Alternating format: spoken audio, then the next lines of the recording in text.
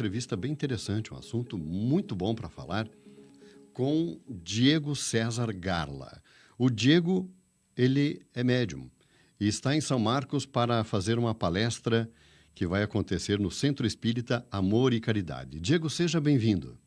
Muito obrigado, agradeço aí do espaço, do convite e fico feliz aí de participar com vocês desse momento. Nós vamos falar sobre um assunto muito interessante que é a mediunidade. Eu não sei se esse é o assunto da sua palestra de hoje lá no Centro Espírita Amor e Caridade. Então eu gostaria que você se apresentasse primeiro aos nossos ouvintes e depois vamos entrar nesse debate aí. Muito bem. O assunto lá hoje a gente vai falar sobre a fé, né? Então não está ligado à mediunidade. Mas na minha vida como parte mediúnica, eu tenho esse trabalho de uma maneira pública com as cartas consoladoras aí há quase 10 anos.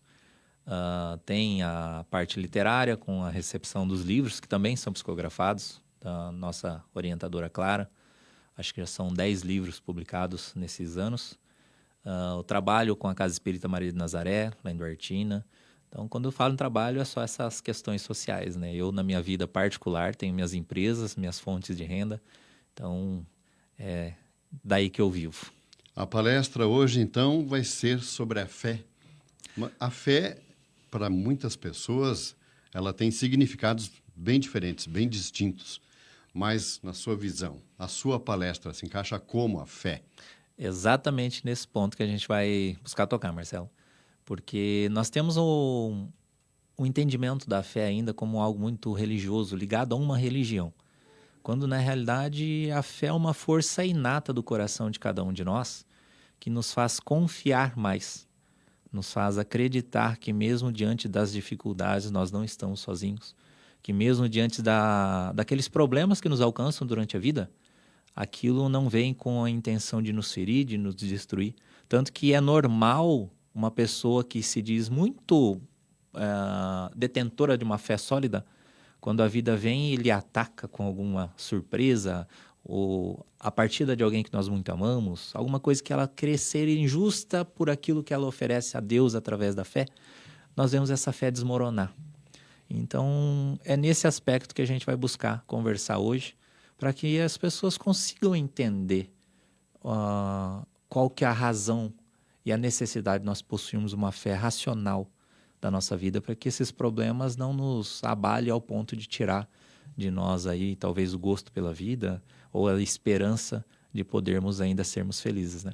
A fé verdadeira é aquela que não se abala com algum perrengue no meio do caminho. Exatamente. A gente acredita que ter fé é estar o tempo todo inabalável, né? A gente quase que não ser atingido por algumas coisas. É normal a gente fazer até propor trocas a Deus, né? Falar, olha, você cuida de uma pessoa que está doente na minha vida, em troca eu vou fazer tal coisa. Então a gente tenta barganhar. Isso é uma forma muito imatura de entender o que é esse poder da fé. Então nós temos que entender que a fé é nos mantermos ali confiantes, sólidos, mesmo que aqueles pedidos que a gente clamou a Deus não sejam atendidos por momento, mas que em algum instante da nossa vida isso vai fazer um sentido de um crescimento espiritual, moral, muito maior. E a fé, ela tem que se manifestar da pessoa independente da religião. Com certeza. A fé não tem nada a ver com religião, né? A fé é essa relação nossa com Deus, né? A etimologia da palavra fé, ela vem do religare, como se fosse uma ideia de nos reconectar a Deus. Eu acho até um pouco... não sei qual seria a palavra, mas eu entendo que nós nunca nos desligamos de Deus. Deus está sempre conectado a nós. Agora, a nossa vida acaba com que a gente deixe de prestar atenção nisso no caminho. Então, parece que a gente perde um pouco essa conexão. Só que quando as dores, as provas, as dificuldades chegam, a primeira parte que nós buscamos recorrer novamente é a Deus, né? Então, se confunde um pouco esse estado da fé, desse religar a Deus, essa conexão com Deus, né? É no momento desagradável da vida das pessoas que a fé realmente é testada, né? Com certeza. É sempre nessas horas que a gente vai lembrar de Deus, né? Quando está tudo bem, a gente vai pensar em curtir, em comemorar, fazer alguma coisa, estamos distraídos. Mas quando chega um momento de exercer realmente, né, essa questão moral, espiritual nossa, onde a vida nos exige um pouco mais, aí nós vamos lembrar que nós temos Deus para recorrer. E nas suas palestras, além da fé, o que você aborda? Eu sou bem eclético. Eu dificilmente eu vou fazer uma palestra que eu tenho um tema. Essa de hoje, a gente colocou um nome na palestra, na realidade, porque o Cris, ele é lá de Porto Alegre, eles têm um canal, né, no Spotify, no Instagram, chama Vozes da Quietude. Então, são músicas aí inspiradas por questões espirituais e com uma letra, uma reflexão muito profunda, acolhedora. Existe uma música deles que muito me toca, que fala sobre a questão da fé. Então, essa música chama Oração do Recomeço. E como eles estão aqui, eu convidei eles a ir lá e participarem, né, dessa palestra com uma parte musical. Então, ele vai cantar essa música e é inspirado na abordagem que essa música traz, a gente vai refletir sobre a fé. Então, não tem uma palestra pronta, né? Então, eu nunca levo um tema específico. Eu gosto de sentir no ambiente o que as pessoas estão querendo ouvir, precisando ouvir na ocasião e elaborar ali. Então, assim, eu gosto de falar sobre a questão do auto-amor, gosto de usar o entendimento da mediunidade como uma coisa válida para o nosso progresso e não como um fenômeno, como uma mística, uma faculdade humana realmente de nos ensinar a amar. Gosto de falar sobre o nosso desenvolvimento pessoal. Então, são aspectos que nos motivam, que nos fortalecem a encarar as dificuldades do dia a dia, sem que isso nos abale nessa relação nossa com Deus. Falando agora sobre o espiritismo, você disse que tem atendimento num centro próximo a Bauru, no interior de São Paulo. Então, isso nos remete ali ao espiritismo. Falando sobre esse assunto, que para muitos acaba sendo, como nós estávamos falando antes, quando as pessoas não têm o entendimento, acabam confundindo. Né? O espiritismo, para você, o que é? Para mim, ele é uma grande filosofia, um grande entendimento de todas as coisas, né? Eu entendo que ele não é uma religião que vem confrontar outras religiões, que vem querer disputar posicionamento social. Eu vejo que as pessoas ficam preocupadas. Mas o número de espíritas está diminuindo, o censo está mostrando isso, que antigamente com o Chico Xavier havia muito mais espíritas. Eu não me preocupo com isso. Porque quando a gente vai pensar lá naquilo que Kardec falava, né? O espiritismo, ele não é uma religião do futuro, mas o futuro das religiões. O espírita acha que toda religião vai acabar e se tornar espírita. E não é sobre isso que Kardec deixava. As religiões vão continuar sendo o que elas são. Só que chegará um momento que os questionamentos da humanidade vão começar a confrontar essas estruturas que são possuidoras de dogmas, uma parte ortodoxa e limitadas, de certa forma. Porque, como a gente trata muito a questão do luto na doutrina espírita, dificilmente você vai encontrar dentro de qualquer outra religião, dentro de qualquer outra filosofia, alguém que aborde esse tema com a clareza e o conforto que a doutrina espírita tem. Então, todas as pessoas, em algum momento, vão passar pela experiência do luto. E aí vai lhe faltar resposta. Então, eu entendo que, para mim, o Espiritismo ele vai fazer com que essas religiões entendam, amplie o seu grau de consciência, amplie esse entendimento sobre a questão da vida espiritual, que é aquilo que Jesus veio e nos disse, né? Então, eu trago a doutrina para mim como essa grande verdade que nos falta, né, que nos faz enxergar além do que as religiões já nos ensinam. Então, não é uma crítica, não é o final das religiões. É um novo passo, é um novo olhar. Então, não vão deixar de existir a Igreja Católica, não vai deixar de existir os protestantes, budistas, os evangélicos. Eles vão ter um novo olhar para aquilo que eles já possuem dentro de si. Então, não é destruir a fé, é ampliá-la. Eu acredito que a doutrina ela vem com esse contexto para a nossa vida. O espírita, ele acredita primeiramente em Deus.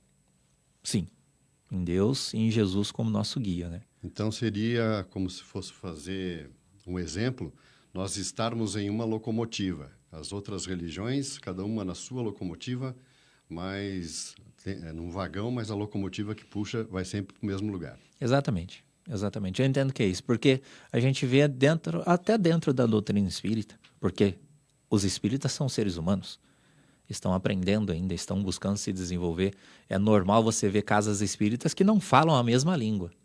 E é normal você ver igrejas da mesma ideologia religiosa não conversarem ali entre si por terem entendimentos diferentes. Então, na verdade, são interpretações. E são interpretações que estão nos levando ao mesmo lugar.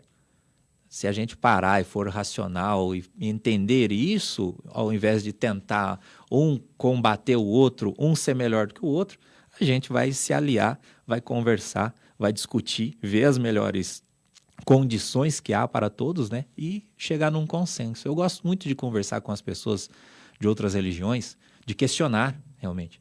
E eu falo para elas, quando você for conversar comigo sobre a sua religião e tentar destruir aquilo que eu penso, daquilo que eu creio, né? Que eu construí comigo através dos estudos, seja firme, seja rígido, use do teu melhor. Porque isso que você está falando para mim agora pode me mudar.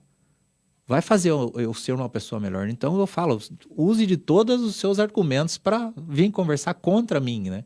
Porque eu acho que ali a gente consegue ampliar ainda mais o nosso conhecimento e encontrar um caminho mais sólido, mais real, para que a gente consiga viver sem sofrer tanto. O questionamento, ele faz parte do nosso processo de evolução. A gente só está aprendendo, Sim, né? Exatamente, perfeitamente. E eu acho que o interessante é isso, né? A doutrina espírita é uma doutrina questionadora. A maioria das religiões eu não posso questioná-la. Eu tenho que aceitar aquilo como uma verdade, como uma regra, como um dogma e não posso contestá-lo. A doutrina espírita não, ela te faz perguntar. Tanto que a obra básica da doutrina espírita, o Livro dos Espíritos, ele é composto de 1019 perguntas. Então Kardec foi e questionou durante essas milhares aí, né, de questões, né, para que ele tivesse o entendimento. Eu falei, isso é permitido, né? Isso é permitido. Eu acho que é isso que nós precisamos, questionar, para que a gente possa entender. Você é médium. Quando descobriu a mediunidade na sua vida? Ela já nasceu contigo ou entrou no meio do caminho? Não. A mediunidade ela é uma faculdade humana, física, né? Então, ela já nasceu comigo. Desde a infância foram surgindo pelo caminho a vista de espíritos, comunicações, pensamentos, enfim, muitas manifestações espirituais, mas que eu fui dar conta da doutrina espírita sobre a mediunidade, ter conhecimento disso foi na adolescência, ali na faixa dos meus 14 anos, quando eu tive o contato com a doutrina espírita, que eu soube que existia o espiritismo, e ali eu passei a estudar as obras básicas, as obras de Chico Xavier, outros livros também, para ter entendimento do que eu era. E aí, depois dos meus 30 anos, que eu fui colocar isso em prática, assim, de uma forma pública, né? Trabalhando com o que eu faço hoje. Muitas vezes existe uma linha bem tênue entre uma pessoa que é médium e uma pessoa que acha que está esquizofrênica. Sim. Isso é reconhecido até pela própria psiquiatria, né? Porque a Clara, minha orientadora, ela uma vez fez uma brincadeira, né? Um trocadilho. Ela falou assim, nem todo louco é médium, mas todo médium é louco.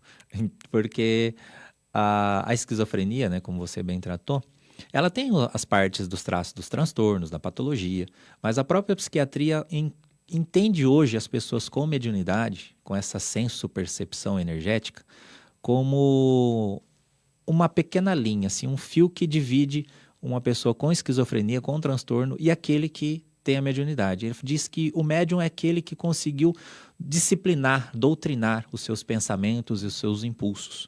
Agora, essa pessoa com um grau de esquizofrenia, ela já perdeu o controle, né? Óbvio até que ela, pela patologia, ela não consegue ter realmente um controle do que é espiritual e daquilo que é fruto da própria doença, né? Porque às vezes chega alguma pessoa que diz, eu ouvi vozes, eu vi uma imagem que ela não me era clara dentro da minha residência, no escritório, no ambiente de trabalho, e as pessoas julgam, não, tá ficando louco.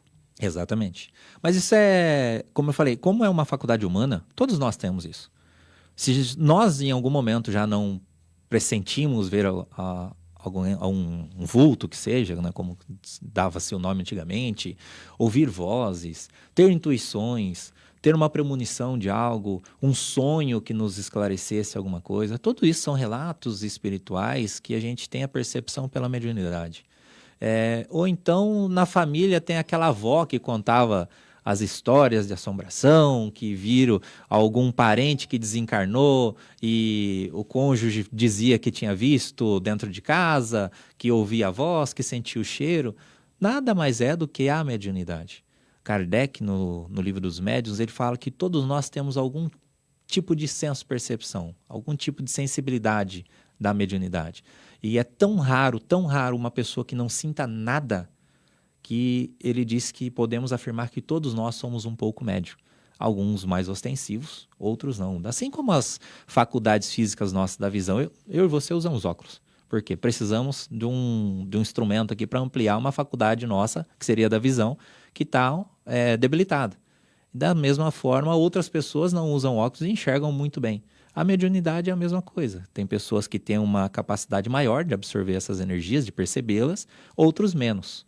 Mas não deixa de ser um algo humano, né? E não é uma coisa sobrenatural, como muitas pessoas pensam. Aquele ali era um dom, é uma maldição, sabe? É uma coisa que a gente vai desenvolver. Eu quero ser médium, eu vou desenvolver isso. Não é bem por aí. Nós precisamos, primeiramente, possuir as faculdades, né? Aí, a partir do momento que nós temos, a gente as desenvolve. Possuindo essa faculdade, então, o caminho correto é estudar bastante. Eu falo que o médium sem estudo é a mesma coisa que você colocar um macaco para dirigir um avião, né? Ele vai apertar uns botões, puxar algumas coisas, mas vai cair. Mas é necessário o estudo para que a gente consiga se disciplinar. Tá? A disciplina não é uma rigidez, é uma constância.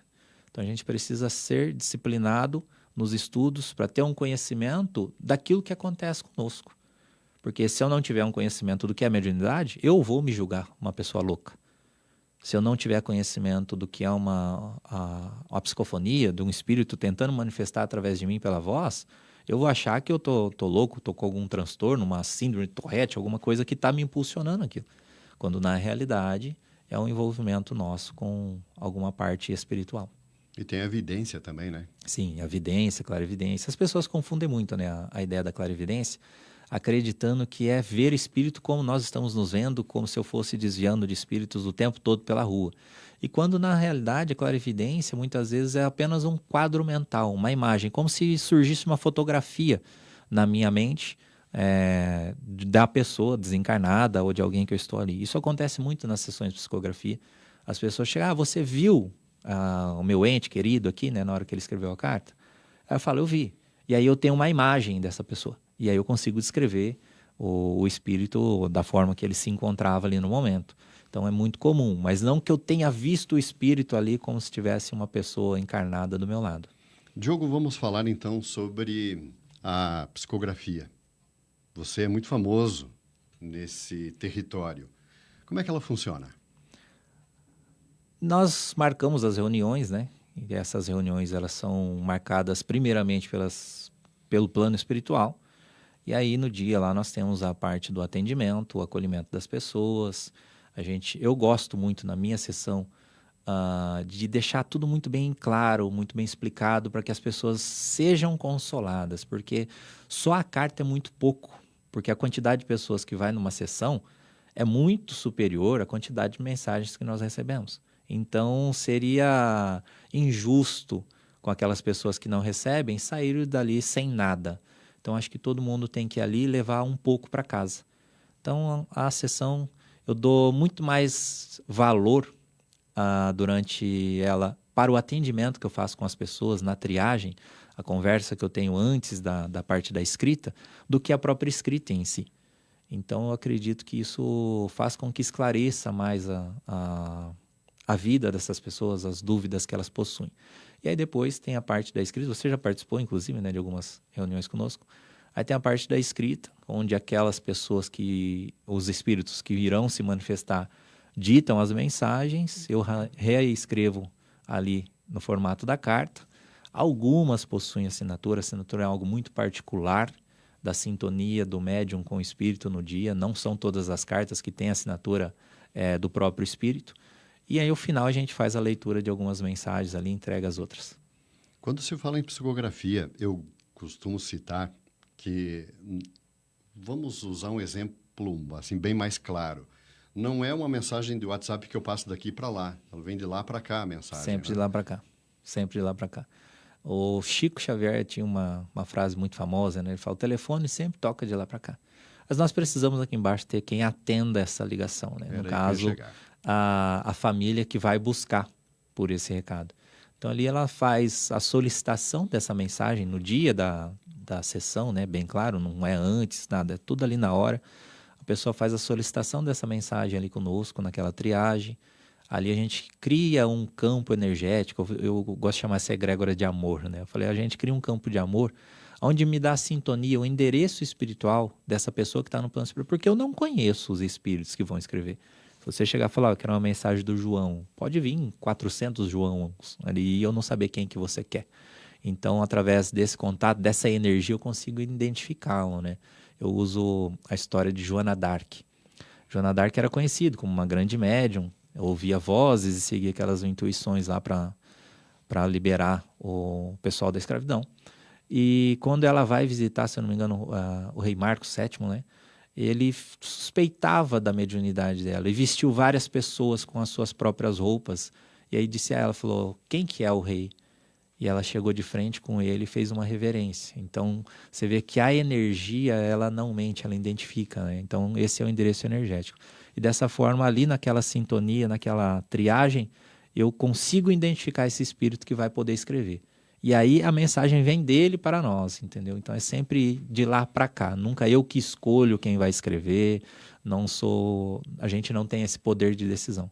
Sempre o plano espiritual que faz essa organização. Tem um período após o desencarne da pessoa que ela possa voltar para conversar, ser psicografada? Um período mínimo? Isso. Não. Não existe uma regra. Não existe uma regra por quê, Marcelo? Eu falo que a psicografia ela é um plantão ali de emergência. E é uma reunião de consolação para que as pessoas estão na Terra. E seria a mesma forma de a gente chegar num hospital acidentado e o médico falar, não, você ainda não pode ser atendido. Fique mais um tempo com a sua dor, depois você volta aqui. Seria como pensar Deus um grande de um tirano, né? E no Livro dos Espíritos, para usar a codificação como base de referência, no item 222, Kardec ele faz um comentário junto aos espíritos que a reencarnação ela pode se dar de imediato, a poucos instantes após o desencarne, a morte da pessoa no plano físico, como ela pode demorar vários séculos para isso acontecer. Escrever uma carta é muito mais simples do que reencarnar. Exige muito menos planejamento, vamos dizer assim. E talvez até mais imediatismo devido à dor da família que fica aqui. E se ela vai em busca, nada mais amoroso da parte de Deus permitir isso. Então eu falo que a própria escrita ela pode se dar também de poucos instantes após o desencarne, dependendo da condição do espírito ali, do equilíbrio dele. Porque o Livro dos Espíritos fala que após desencarnados nós entramos num período de perturbação. E perturbação não é ficar perturbado, ficar louco. Mas imagine nós, nesse instante, se nós desencarnássemos. Estaríamos tranquilos no plano espiritual? Eu não estaria. Porque eu automaticamente teria saudades dos meus filhos, eu ia preocupar com o meu gato que está sozinho no apartamento em casa nesse instante, então eu ia ter as minhas preocupações, as contas que eu fiquei de pagar, os boletos, as coisas que eu administrava na minha vida. Então isso pode gerar um estado de perturbação, um desequilíbrio, mas não que seja uma perturbação da alma, que foi ao umbral, enfim, como nós muitas vezes pensamos ser. E ao passar esses momentos, né, a gente tiver com o coração lá mais tranquilo, a gente conseguir uma sintonia. Isso pode demorar alguns dias, como pode demorar alguns meses, como pode demorar alguns anos. Então vai depender do grau do espírito se equilibrar na pátria espiritual. Eu falo que já teve situações de eu estar no velório com a pessoa e eu dar alguma informação da pessoa que desencarnou para a família ali, horas depois do desencarne. E como já teve mensagens numa sessão de psicografia há quase 60 anos que a pessoa havia desencarnado, que eu recebi uma carta também. Então a gente vê que não existe uma regra. Não existe uma regra para esse tempo. Tudo depende, na realidade, da condição do espírito se acalmar e da necessidade dessa mensagem vir até a família. O médium, ele é um instrumento de comunicação entre o espírito e a pessoa que está aqui. Ele Perfeito. faz esse elo, essa ponte. Mas a pessoa que está aqui tem que querer, tem que acreditar, ou a mensagem vem de lá e chega, tipo, pega a pessoa desprevenida aqui? Não. A pessoa tem que buscar por isso, tá? Eu acho que seria um tanto quanto antiético da minha parte querer sair entregando mensagens a todas as pessoas, porque eu passo a desrespeitar o tempo dela, eu passo a desrespeitar muitas vezes a religião dela, a crença, enfim. Existem pessoas que elas não, às vezes não estão prontas para receber uma mensagem do plano espiritual. Existem pessoas que às vezes não querem receber uma mensagem do plano espiritual. Eu tenho uma pessoa na minha família que um irmão dela tirou a vida e foi uma coisa assim muito particular entre eles ali. E ela diz que ela tem muita vontade de ir na sessão para conhecer, só que ela não vai porque ela tem medo de chegar lá e o irmão falar alguma coisa que ela não gostaria de ouvir. Sabe? Ela tem alguma coisa dessa situação com ela que ela não gostaria de ouvir. Então, essa pessoa ela não deseja uma mensagem. Então, seria muita falta de respeito da minha parte escrever uma mensagem e entregar a ela, entendeu? Então, primeiro, as pessoas buscam por esse recado. E lá atrás, né, no Evangelho, quando se ganha uma grande crítica por parte de outras religiões, nas proibições do Deuteronômio, do livro de Moisés, ele diz que para que a gente não pudesse procurar por médiuns, por evocadores, a fim de consultas e jogos, enfim.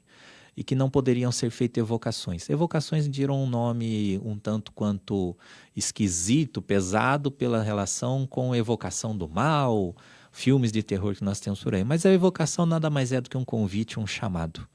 Quando eu vou fazer um Pai Nosso, eu falo, Pai Nosso que estás no céu, eu estou evocando a Deus.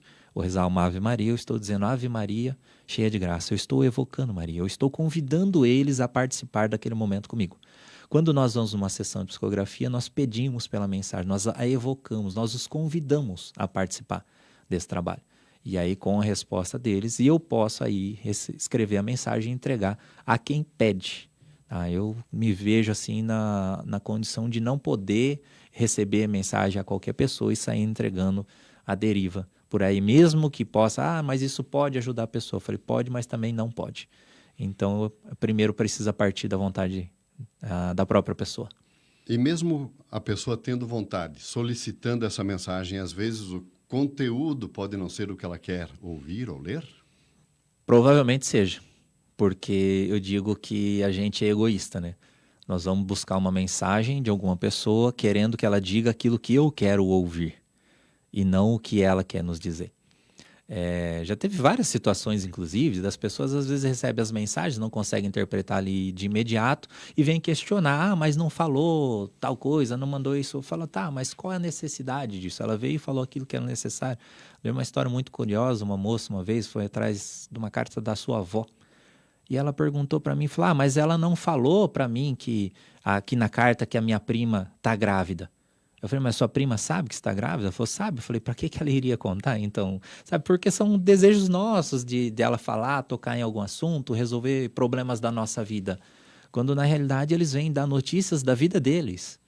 A vida que continuou do lado de lá. Eu falo que qualquer carta que nós recebemos, tem uma lá, fala assim, eu não morri, porque é o que eles querem dizer, realmente. A primeira coisa, né? Se você chega naquele plano e descobre realmente, nossa, a vida está aqui, continua, eu posso ter uma comunicação, você vai querer falar, olha, despreocupa com tudo que estava acontecendo. Isso está até na própria Bíblia. Existe a passagem de Lázaro e o mal rico, onde Jesus conta a história daquele mendigo que ficava ao lado da mesa e comia das migalhas, o cachorro lambia suas feridas. Quando aquele homem rico desencarna, que ele morre e é sepultado, como diz ali na Escritura, ele chega no plano espiritual, ele vê Lázaro ao lado de Abraão, ao seio de Abraão, que seria uma referência de estar num estado de paz junto a Deus, que era o entendimento da época. E é o único trecho da Bíblia onde Jesus fala sobre alguma história na continuidade da vida. Isso é muito interessante da gente pensar.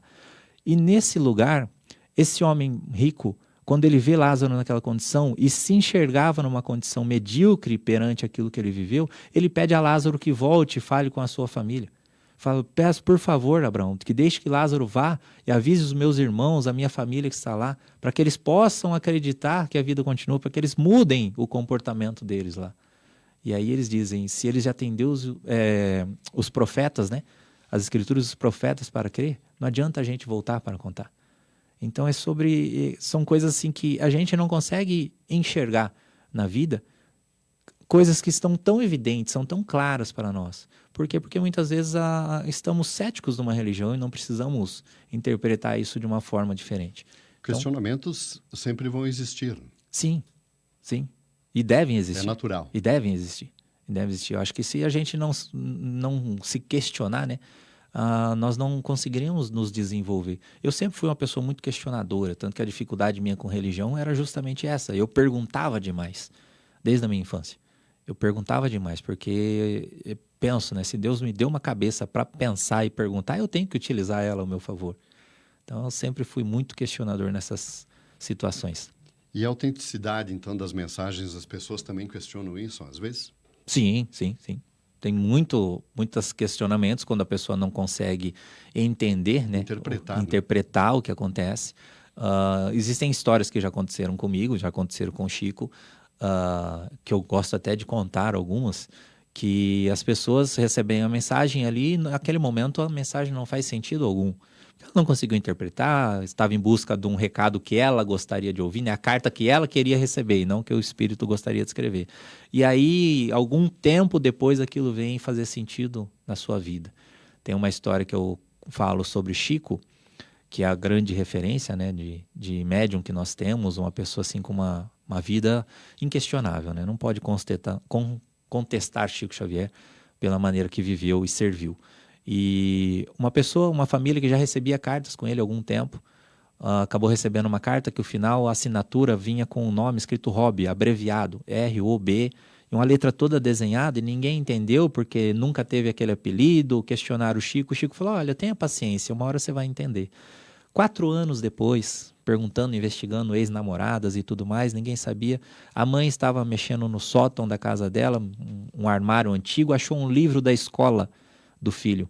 Quando ela começou a folhear aquele livro ali, saudosa, ela encontrou a mesma assinatura, o mesmo desenho que tinha naquela carta daquele dia, dentro daquele livro, dentro do caderno escolar dele. 4 anos depois, aquilo veio fazer sentido. E teve uma mensagem uma vez que eu achei curiosa, eu recebi para uma moça, ela estava viúva na ocasião, o marido escreveu e ela saiu da sessão totalmente revoltada com aquilo, descrente. Segundo ela, falou que parou de acreditar até em Deus o dia que ela saiu do trabalho. Porque ela não entendeu a carta, não acreditou no trabalho, enfim. Mas ela guardou a carta. E depois de 1 ano, ela retornou na sessão e ela chegou e falou, olha, eu vim aqui para agradecer e te pedir desculpa, porque nesse 1 ano eu te xinguei muito. Mas hoje essa mensagem está fazendo total sentido para mim. Tudo que ele anunciava aqui para mim, que eu não entendi nada, na realidade ele estava me preparando para o que eu iria viver. E hoje cada palavra dessa mensagem tem sentido na vida que eu estou levando. Eu costumo dizer que é como um livro. A gente vai ler um livro e às vezes tem que ler 1, 2 ou 3 vezes para entender a mensagem. O mesmo livro ele tem muitas edições, né? Muitas Cada histórias. pessoa que lê vai entender uma história diferente, vai ler com a sua interpretação. Então, às vezes eu leio uma mensagem, eu interpreto uma coisa, a família lê e interpreta outra, cada pessoa interpreta de uma maneira, enfim, né? Nós temos que ter paciência e deixar que o tempo faça a parte dele também. Eu sei que você tem compromissos em breve, até dei uma olhadinha no relógio aqui para ver a hora, mas é um assunto que nós teríamos muito tempo para ficar aqui conversando e outros questionamentos. Com certeza. Porque é um livro, é um leque aberto, né? Ela nos permite refletir e estender isso para muitas direções, né? Então dá para a gente conversar por horas e horas aqui. Por horas e horas. Mas abreviando isso então, como é a sua vida? Como você diria para os nossos ouvintes que estão em casa, que às vezes têm essas dúvidas em relação ao espiritismo, à mediunidade? Conta como você se identificou com isso e como eles podem lidar com isso também. Conhecendo a si mesmo, né? Eu sempre falo que essa frase ela dá muito sentido à vida de todos nós, né? Não só a minha, mas a mim foi fundamental. Porque enquanto eu não tive conhecimento da pessoa que realmente que o Diego é, eu não conseguia interpretar o que não era meu, o que era parte espiritual. E muito esforço, muita dedicação Porque tudo que nós nos empenharmos em sermos melhores, nós vamos garantir um estado de felicidade para nós. Então sempre vai valer a pena. Parece que é exaustivo ler um livro, mas eu penso que é exaustivo sofrer pela ignorância e a falta de conhecimento. Então, o estudo, a busca de ser uma pessoa melhor todos os dias, não buscar ser uma pessoa perfeita, não querer viver a santicidade, né? Eu falo aquele estado de beatificação, o puritanismo. Eu tento viver com o máximo de originalidade a pessoa que eu sou. E dentro dessa pessoa que eu descobri ser, tentar ser melhor todos os dias. Até se torna mais fácil, né? Quando a gente se entende perfeito, é difícil melhorar. Mas quando a gente se entende com alguns pontos, né, ainda a ser corrigidos, nós vemos que é possível sim. Então é uma questão de dedicar, de se amar. A pessoa que acredita ser perfeita, ela já está no caminho errado, né? Com certeza. Tenho certeza disso. O processo de evolução do ser humano, ele é muito contínuo. A gente tem que estar todos os dias aprendendo. Tem um amigo que uma vez, há muitos anos atrás, ele me disse que o que nós sabemos é uma gota perante um oceano, né? Uma frase antiga, né? Eu sei que nada sei. Sei que nada sei. Diego, muito obrigado. Nós tomamos muito do seu tempo aqui. Como eu falei, teríamos muito mais a conversar ainda. Com certeza. Teria tantas outras perguntas que eu te gostaria de estar aqui te fazendo, mas, infelizmente, deixamos para outro dia, né? Vamos sim, vamos sim. Vou estar na região sempre. Dia 4 agora de julho eu tenho uma sessão aqui em Flores da Cunha, né? Vizinho nosso.